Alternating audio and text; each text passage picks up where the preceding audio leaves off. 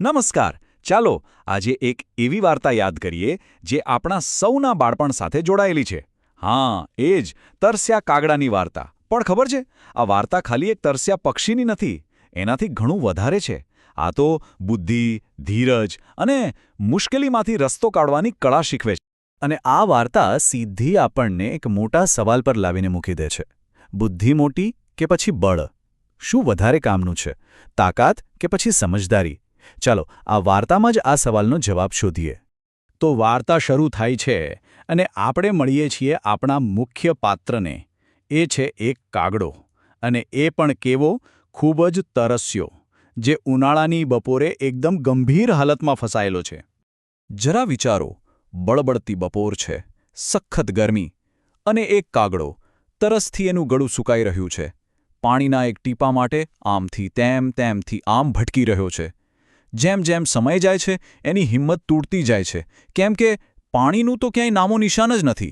અને બસ જ્યારે એને એમ લાગે છે કે હવે બધું પૂરું, કે હવે આશા રાખવાનો કોઈ મતલબ નથી, ત્યારે જ એને કંઈક દેખાય છે. પણ આ જે દેખાય છે ને, એ કોઈ સહેલો ઉપાય નથી. એની સાથે એક નવી જ ચેલેન્જ જોડાયેલી છે. દૂરથી એને ઘડો દેખાય છે અને એના જીવમાં જીવ આવે છે કે ચાલો, પાણી મળ્યું. પણ જેવો એ નજીક જાય છે, એ જુએ છે કે પાણી તો છે, પણ છેક તળિયે, એટલું નીચે કે એની ચાંચ ત્યાં પહોંચી જ ના શકે. વિચારો, એની ખુશી કેવી એક જ પળમાં નિરાશામાં ફેરવાઈ ગઈ હશે. હવે એના મનમાં શું ચાલતું હશે? બસ એક જ સવાલ: આ પાણી પીવું તો કેવી રીતે? આ એવો મોમેન્ટ છે જ્યાં બધું નક્કી થવાનું છે. શું એ હાર માનીને ઉડી જશે કે પછી કોઈ રસ્તો કાઢશે? અને બસ અહીંથી જ વાર્તામાં એક જોરદાર ટ્વિસ્ટ આવે છે. હવે લડાઈ તાકાતની નથી, પણ દિમાગની છે. સંઘર્ષની જગ્યાએ હવે સ્ટ્રેટેજી લે છે. ચાલો જોઈએ કે બુદ્ધિ પોતાનો કમાલ કેવી રીતે બતાવે છે. એ થોડીવાર શાંતિથી વિચારે છે, અને પછી એના મગજમાં એક ઝબકારો થાય છે, એક જબરદસ્ત આઈડિયા. એને સમજાય છે કે મારે પાણી સુધી જવાની શું જરૂર છે? હું પાણીને મારી પાસે લાવી શકું છું. બસ આ એક વિચાર, આ એક નાનકડો બદલાવ બધું બદલી નાખે છે. તો પ્લાન તો બની ગયો, પણ હવે એને અમલમાં કેવી રીતે મૂકવાનો?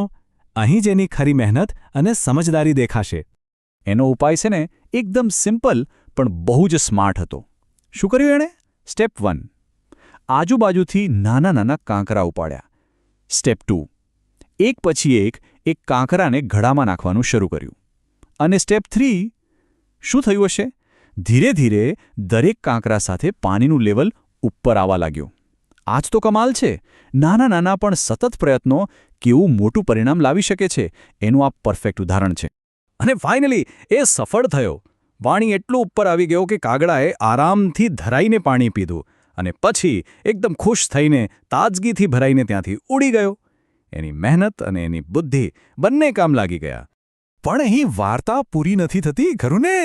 દરેક સારી વાર્તાની જેમ આનો પણ એક બોધ છે. આમાંથી આપણને શું શીખવા મળે છે? આ કાગડાની જીત પાછળનો અસલી મેસેજ શું છે? આખી વાર્તાનો સાર બસ એક જ લાઇનમાં છે કે બુદ્ધિ અને ધીરજ હોય તો કોઈ પણ મુશ્કેલીનો હલ નીકળી શકે છે. વાત તાકાતની નથી, વાત બળની નથી, વાત છે સમજદારી અને શાંત મગજની. ચલો આને થોડું વધુ ડિટેલમાં સમજીએ. આ કાગડા પાસેથી શીખવા જેવી કઈ કઈ બાબતો છે? પહેલી અને સૌથી જરૂરી વાત: પ્રોબ્લેમ આવે એટલે હાર નહીં માનવાની. બીજું, ગભરાઈ જવાને બદલે શાંતિથી વિચારવાનું. ત્રીજું, એક સ્માર્ટ આઈડિયા તમારી શારીરિક મર્યાદાઓથી પણ મોટો હોઈ શકે છે. અને ચોથું, જે સૌથી ઇમ્પોર્ટન્ટ છે, નાના નાના પણ સતત પ્રયત્નો જ તમને સફળતા અપાવે છે. અને હવે છેલ્લે એક સવાલ જે આપણે બધાએ પોતાની જાતને પૂછવાનો છે: આપણી જિંદગીમાં જે મુશ્કેલીઓ છે, એના માટે આપણા કાંકરા કયા છે? એવા કયા નાના નાના પ્રયત્નો છે જે આપણે રોજ કરીને મોટી સમસ્યાઓનો ઉકેલ લાવી શકીએ? બસ આ જ સવાલ સાથે આજની વાત અહીં પૂરી કરીએ છીએ. આના પર વિચાર જરૂર કરજો.